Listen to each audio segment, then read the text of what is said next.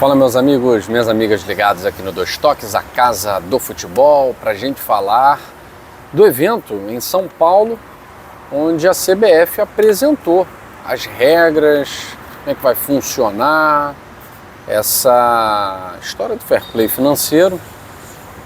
A instauração será já a partir do dia 1º de janeiro para os clubes de Série A e Série B. Todavia, a implementação plena mesmo, com todas as punições valendo, né? A partir de 2028, tá? 26 e 27 será um período de transição. Já estarão valendo algumas situações, mas 2028 apenas é que o bicho vai pegar se os clubes não se adequarem, tá? Eu vou mostrar para vocês. Se adequar aqui, Guilherme, quais foram as regras principais? Faz um resumão aí pra gente aqui no Dois Toques, a Casa do Futebol. E é claro que eu vou fazer isso, tá certo? Mas antes quero pedir a você que tá ligadinho aqui, deixa o seu like, se inscreva aqui no canal. Somos mais de 50 mil inscritos aqui no Dois Toques. Quero agradecer muito a você que é inscrito, agradecer a você que é membro do canal. Ontem tivemos a nossa live, um bate-papo muito maneiro com a Júlia Calabria, que esteve falando de futebol, entre outras situações, aí a Júlia com seu carisma, né? E eu convido a você, Black Friday, você sabe, novembro está acabando, a gente aqui no Dois Toques lança a boa para você da Black Friday no site da GoCase, site da GoCase com promoções, site inteiro com até 70% de desconto. Usando o nosso cupom, que está no link na descrição desse vídeo, você, além do desconto do próprio site na Black Friday, tem também o desconto com o nosso cupom. Não dá mole, hein? Essa é a boa da Black Friday para você com os melhores produtos do mercado da GoCase. Vamos lá, gente. Objetivo do Fair Play financeiro, todo mundo sabe, que é permitir maior equilíbrio financeiro às equipes. Ele vai se basear em 4 pilares com indicadores que serão monitorados por um novo órgão, por uma agência, a Agência Nacional de Regulação e Sustentabilidade do Futebol. Quando você vir essa sigla, ANRESF, já sabe que é a Agência Reguladora Sustentabilidade do Futebol, tá certo? Bom, vou trazer para você as principais regras aqui. Vamos inicialmente falar aqui de regra das dívidas em atraso? Bom, todo clube brasileiro tem dívida, uns mais, outros menos. O grande diferencial, o abismo, né? E o futebol brasileiro é o futebol onde há o maior abismo, principalmente em distribuição de renda de cota de TV, é um abismo absurdo, não existe em lugar nenhum, só no Brasil. Então no Fair Play financeiro, a gente vai ter aí regras de dívida em atraso, e a primeira delas sobre janela de transferência, né? Janela de transferência. Como é que funciona? O clube tem uma dívida e investe tanto na janela de transferência. O clube deve ficar ligado muito nessa questão. O quanto que ele arrecada e o quanto que ele gasta. O gasto vai estar atrelado necessariamente à arrecadação, tá? E haverá monitoramento, 3 monitoramentos por ano, né? O primeiro no dia 31 de março, o segundo no dia 31 de julho e o terceiro no dia 30 de novembro de cada temporada. Então os clubes vão preencher formulários de autodeclaração e serão monitorados por essa ANRESF, que é a Agência Nacional de Regulação e Sustentabilidade do Futebol, 3 vezes por temporada. Toda a transição entre clubes deverá, então, ser registrada dentro de um sistema próprio da CBF, registrada, detalhada, inclusive a forma de pagamento. Vamos lá, eu pego sempre o caso Ranieri, né? Jogador do Corinthians, que pertencia ao Cuiabá. O Corinthians nunca pagou, ficou mais de um ano sem pagar um valor sequer, uma parcela sequer ao Cuiabá. O Cuiabá foi rebaixado, o Corinthians ficou ainda com vaga na pré-Libertadores, tendo descumprido uma regra básica aí de fair play financeiro, né? como não existia fair play financeiro no Brasil, fica tudo por isso mesmo, mas agora tudo vai mudar. Então toda a transação entre clubes vai ser detalhada, cadastrada, registrada nesse sistema próprio da CBF, tá? Todos os contratos de atletas também serão registrados nesse sistema, com valor de pagamento previsto, como direito de imagem, salário na CLT, enfim. Tudo vai ser registrado em um sistema próprio da CBF.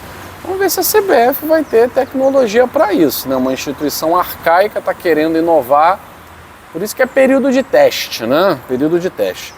Esses registros são pré-condições para publicação nos contratos de bid. Então o clube, se contratar e não fizer o registro, o nome não sai no bid.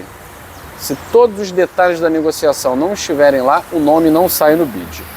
Então, clubes e atletas poderão acionar essa agência de regulação e sustentabilidade do futebol a qualquer momento para indicar atrasos. Então, o jogador que se sentir prejudicado, a gente viu no Atlético Mineiro, né?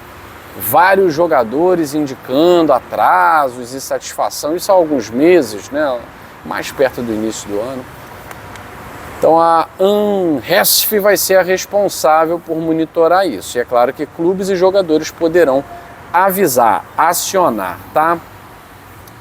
Para dívida contraída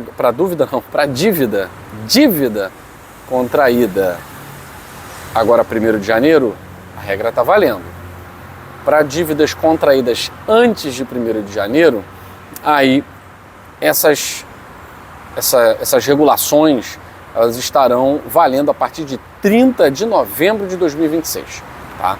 Então, contratos que já estão em vigor vai estar valendo a partir do dia 30 de novembro. Então, dívidas assumidas a partir de janeiro, aí a gente tem a implementação imediata da regra do fair play financeiro. Tá? Equilíbrio operacional. Vamos lá. Então, a CBF, através das regras do fair play financeiro, está preocupada também com o equilíbrio operacional das equipes do futebol brasileiro e por isso as receitas, as despesas relevantes serão controladas de forma prospectiva, tá? Os clubes, para a CBF, deverão apresentar superávit no resultado das suas operações. E aí? Qual é o clube que apresenta superávit? E se tiver déficit, como é que fica? Se no final das contas estiver devendo, vai ser rebaixado? Vai ser excluído? E aí? Caso apresentem déficit, os clubes poderão utilizar aportes de capital ao seu patrimônio líquido sem limitação para cobrir resultado. Também, se o clube apresentar déficit, a avaliação será feita a partir da soma dos 3 últimos exercícios. Clubes da Série A terão um limite de déficit de 30 milhões de reais ou 2,5% das suas receitas, o que for maior, né? Clubes da Série B, máximo 10 milhões ou 2,5% das receitas. Para essa conta, eles estão excluindo aqui receitas com categoria de base, receitas e despesas, né? Principalmente despesas. Categoria de base, futebol feminino, infraestrutura, projetos sociais, esporte olímpico, paralímpico, que são os menores gastos, né? Vamos falar a verdade aqui, são os gastos menores. Então não é por isso que clubes estão devendo milhões. Não é por isso, tá? Bom, essas regras, como a gente está falando, estão em período de transição, 2026-2027, referentes aos anos anteriores, né? Então, regra de transição. Os clubes vão ser apenas advertidos caso ultrapassem esses limites, caso não cumpram o fair play financeiro, haverá apenas advertência. O regulamento entrará em vigência plena a partir de 2028, tá? Vamos lá, custo do elenco. O time está devendo pagar pra caramba, quer contratar um jogador caríssimo. Os clubes terão um limite de 70% da soma de suas receitas, do valor líquido, né, das transferências e aportes para gastar com o elenco. E aí elenco a gente entende aqui salários, encargos, direitos de imagem, amortização. Então, 70% da soma de suas receitas, tá? Ou do valor líquido de transferências, descontando, por exemplo, taxa e comissão de empresário e tal. Resultados reportados em 26 e 27, como a gente falou assim, o clube X não cumpriu, gastou 80%, ou gastou o que não tinha. Apenas advertência, tá? Então, por enquanto, vai ser para inglês ver. regra de endividamento. Então a dívida líquida de curto prazo, que vence normalmente em um ano, terá que ser menor do que 45% das receitas relevantes do clube. Vamos ver. E se gastar mais? Mesma coisa, né? Apenas advertência. Então o percentual será aplicado de forma gradual entre 28 e 29, tá certo? Regra para evento de recuperação judicial, né? Insolvências. Então haverá limitação da folha salarial, terá que ser mantida no patamar da média dos 6 meses anteriores. Nas janelas de transferência, o clube deverá gastar o mesmo ou menos ao que arrecadou com a venda de atletas. Não pode gastar mais se tiver em recuperação judicial. Negociação de um acordo de reestruturação com garantias para o cumprimento e prazo de duração das medidas que foram citadas. Balanços e orçamentos. Vamos lá. As demonstrações financeiras terão que ser entregues até 30 de abril do ano seguinte. Alô, John Texto, hein? Acompanhadas de relatório de auditor independente registrado na Comissão de Valores Mobiliários. Isso aí, grande parte dos clubes que são auditados com seriedade, né, apresentam relatórios de auditor independente. O caso do Botafogo, por exemplo, demorou muito para apresentar o relatório, mas era um relatório de auditor independente registrado na CVM. Multipropriedade de clubes. Será proibido de ter controle ou influência significativa, direta ou indireta, em mais de um clube apto a participar da mesma competição da CBF na mesma temporada. Isso acontece no mundo inteiro. Caso do Grupo City, Bahia, o Grupo City não pode ter outro clube aqui. Caso do Grupo Eagle, tem o Botafogo, não pode ter outro clube. Isso aí todo mundo sabe, né? Serão definidos critérios contábeis para o registro de todas as transações entre clubes de um mesmo grupo. Serão definidos critérios contábeis, ou seja, esses critérios ainda não foram definidos, está tudo muito incipiente, está tudo ainda muito embrionário, tá? Vamos ver como isso vai acontecer. Punição aos clubes. Advertência, por enquanto só advertência, até 2028, né? Depois, quando tiver funcionamento pleno, multa, retenção de receitas, transfer ban, dedução de pontos, rebaixamento, não concessão ou cassação de licença e poderá ser celebrado um acordo de ajustamento de conduta para medida alternativa ou preliminar às sanções. Bom, dedução de pontos e rebaixamento, hein? Claro que, em última instância, isso é só um resumo do fair play financeiro dessa última reunião de hoje em São Paulo, para você ficar por dentro do que está rolando, tá certo? Eu fico por aqui. Um abraço grande e até a próxima.